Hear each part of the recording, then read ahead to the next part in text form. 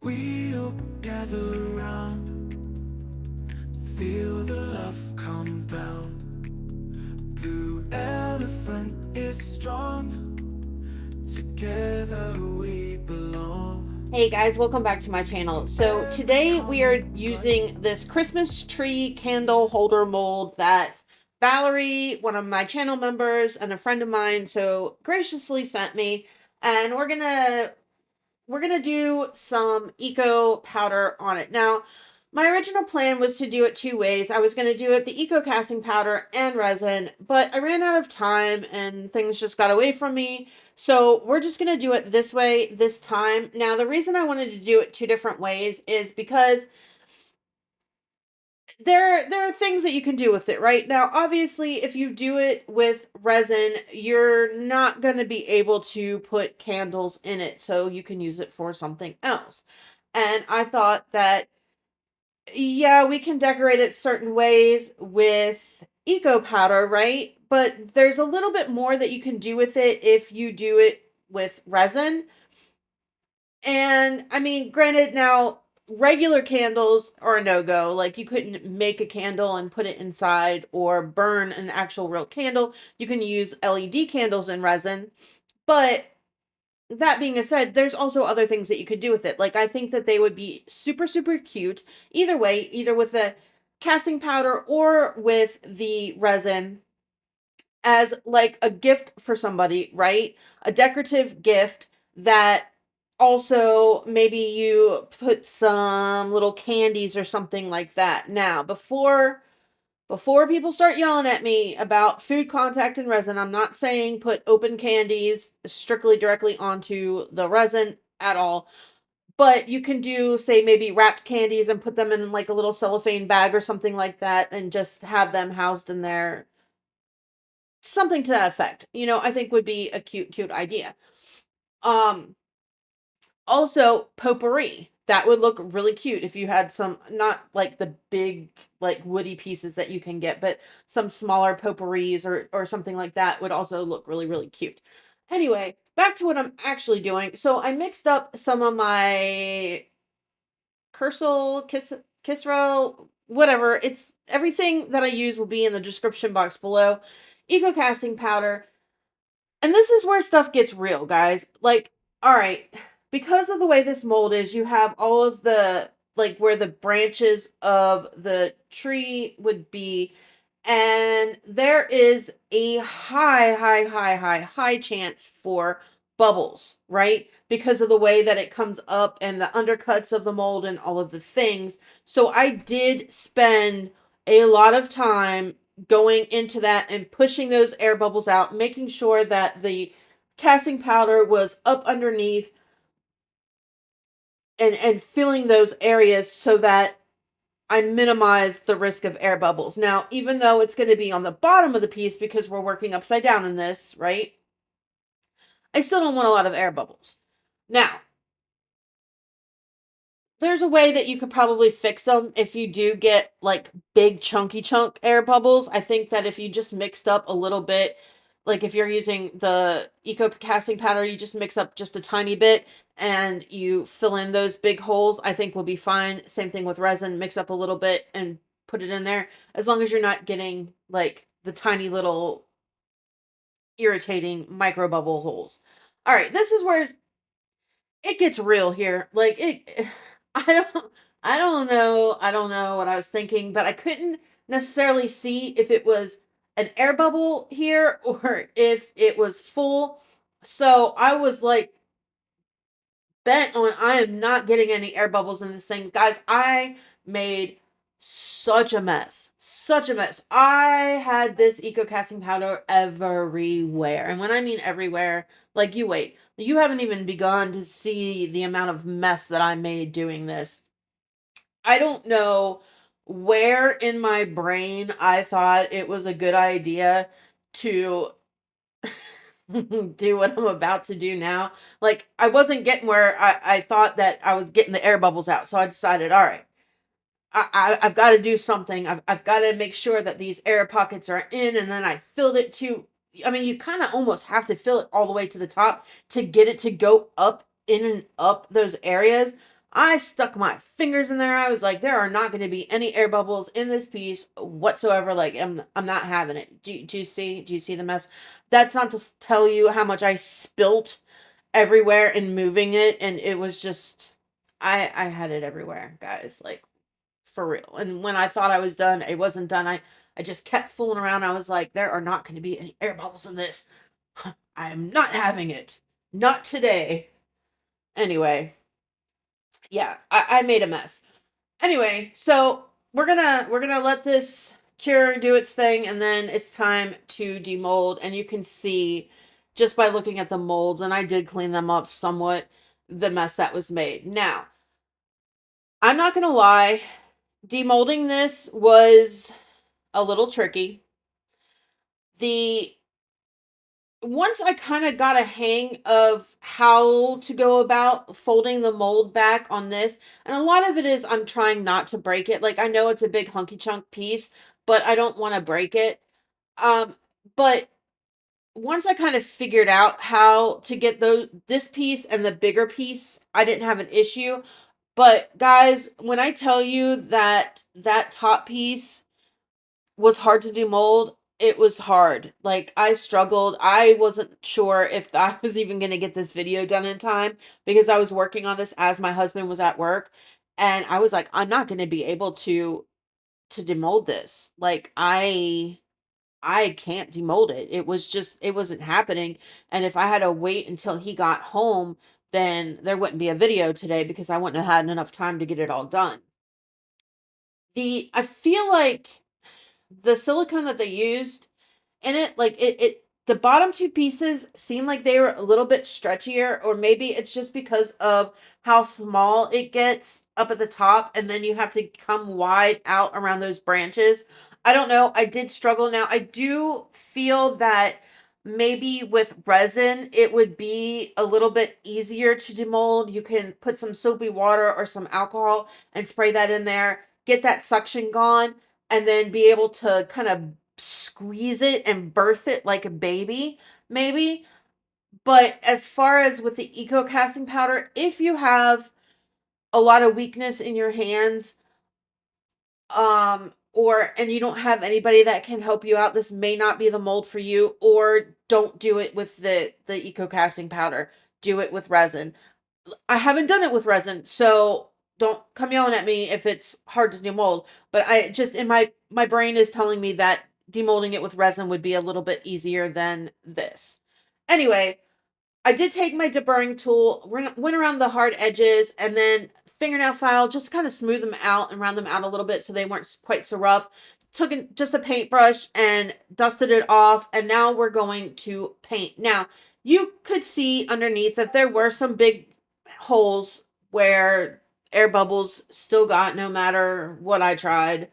Um, it's on the bottom. Again, like I said, you could probably mix up a teeny tiny little bit of eco powder, or if you're doing it with resin and you get something like that of resin, and just fill those holes. They're big enough that I think you could put a couple drips in there if you had it left over or whatever, if you're that super worried about it, that you could do that and it not be a huge issue and it just be fine. But I'm not worried about it for today. Now, I am going to go over this and paint with acrylic paint, and you can see by the spots that I'm leaving white, there are spots where snow is supposed to have fallen on this tree, so that will be white. Now, I'm going to bounce off as I go through the painting process. I will be back when we're ready to kind of do the next steps and decorate this up a little bit more. Branches reaching high to touch the night. Snowflakes rest like whispers soft and light. Colors dance, a painter's dream in flight. Golden star above it gleams, holding all our winter dreams. Oh, Christmas glow, Christmas shine, you light the dark, you're so divine. With every breath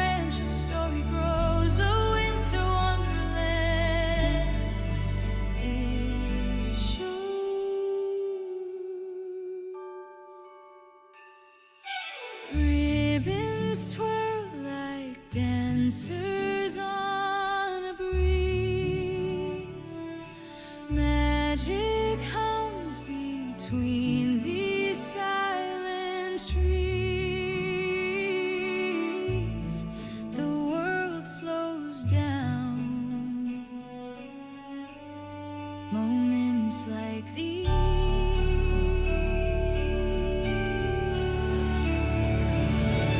All right, I'm back. So I did do 2 coats of the green, and that's just because I wanted it a solid color. And now I'm going in with the white. Now I am doing the white really thick.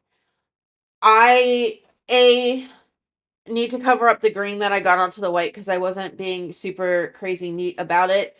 And B, I want it to be kind of textured. I want it to look like snow. I don't want it to be flat. Snow isn't necessarily flat. Like, it is, but it isn't. Does that make sense? You're going to have your wind drifts and stuff like that. So it's not like perfectly flat. So I thought, well, if I kind of just take a bunch of acrylic paint and just kind of splotch it on and leave it like that, it's going to do both things that I want it to do.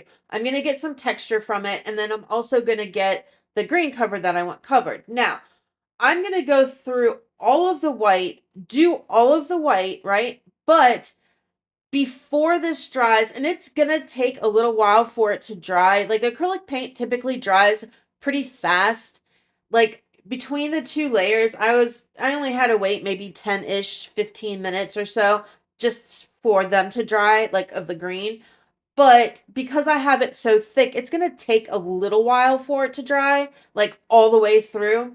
However, before it dries, so after I'm done painting it all and before it dries, I want a little bit of glitter on it, right? I just want it to to make it that much more interesting to look at and to just add that sparkle that snow has when it glistens. It's not, a flat white. It, because of the ice and the crystallization and all of that, it glistens in the sun. So I want to add just a little bit of fine glitter to it. Now, I'm not using a holographic glitter because I don't necessarily want it to bounce different colors. I want it to just to sparkle when the light hits it. Does that make sense? I feel like I made the mistake when I did in my last video with the snowman. I put in that white glitter that was holographic and it has the different colors in it. And it just threw me off because where I wanted the sparkle from the snow to make it look, or from the glitter to make it look like snow, I didn't want the color. And then the color that it picked up just made everything look weird, in my opinion. So I don't want that with this. So I just used just a super sparkly white extra fine glitter. That was it. Let that sit and dry for a little bit. I will dust it off and get all the excess off after it has had time for the paint to dry and that glitter to stick on there. Now, if you don't want to do it this way, you could definitely do it using like the gloss varnish glitter mixture if you want, and just after your paint has dried, don't do it before, but after the paint has dried, you can put it on. That way it's going to seal that glitter in a little bit more. Like right now, it's not necessarily sealed in. I didn't in the video, but I will probably go back and after, like when I actually have some time, I will probably hit it with a little bit of gloss varnish just over that glitter, just to make sure that it's not going to get knocked off. Because where, yes, the paint does hold it in, it's not going to be as permanent as the gloss varnish on it. Do you know what I mean? Now, the only thing that that's going to do is, because it's gloss, right? It's going to shine up all of that snow. So you do want to kind of keep that in mind, but you also at the same time don't want to use anything matte, because then it's going to take the sparkle away from your glitter, and that's going against what initially put the glitter on for anyway. So there are a couple of options on what you can do. Now, you've seen these lights before. I've already used them a couple of times this year, and I have used them in the past. I decided that I wanted to add some string lights to this. I'm not going to waste a whole pack of battery powered lights. Like, it wouldn't work right for this.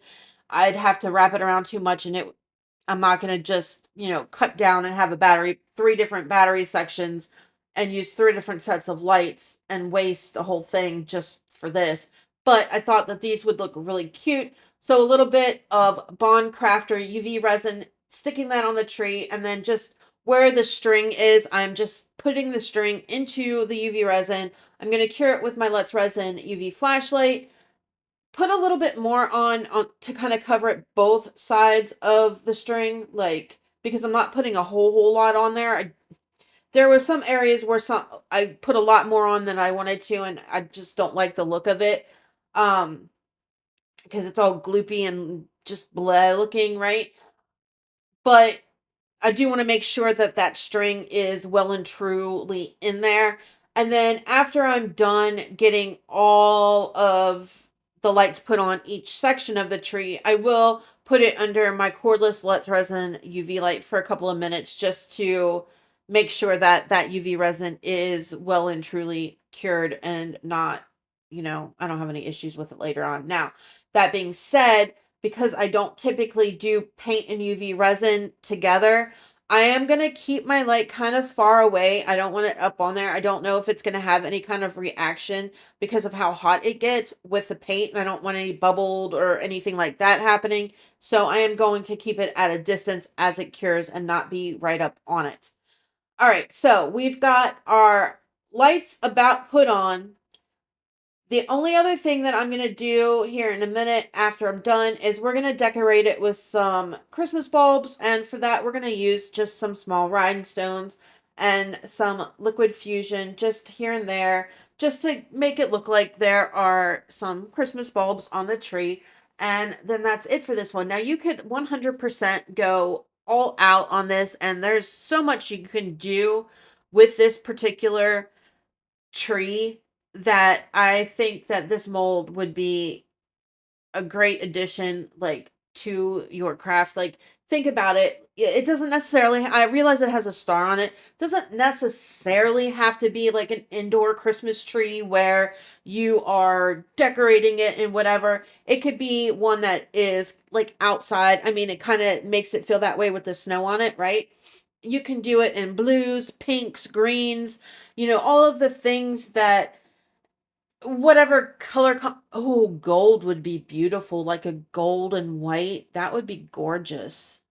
That would be really pretty. And then maybe like outline it and highlight it with some gold little rhinestones like around the bottom of the tree or something like that. That would be real lush, very rich looking, very, I don't want to say not handmade looking, but like not like something that you would buy from like one of those bougie stores. You know what I mean? Like where you're spending a whole lot of money on something that you don't need to spend that much money on because it's really not worth that much money. Do you know what I mean? Like something like that. Like you could do so much with this. You could do like I did and have it like a traditional Christmas tree. Like I said, you can make it into like a candle holder, a little goodie jar, your LED lights. Like the sky's the limit on this. It's a really, really cute idea. You can make a bunch of them and have like a miniature little Christmassy world type thing where you've got Santa and some reindeers and stuff like that. Like kind of like a Christmas village, and the houses and stuff that you can have done up.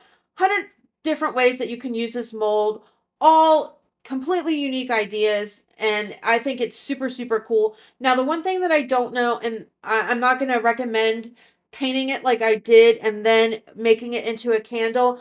I would recommend definitely doing research on it first before you do that, because I don't know, and I don't want to give anyone any kind of misinformation that you can have acrylic paint that close to a fire burning. So definitely do your homework on that first before you paint it, if a candle is the way that you're going to go, like a real candle. Anyway, that's a wrap on this one, guys. Like, subscribe, share, all that good stuff. I will see you on Thursday in the next one. Love ya. Bye. Blue elephant is strong. Together we belong. In every comment right, you lift me to new heights. Your support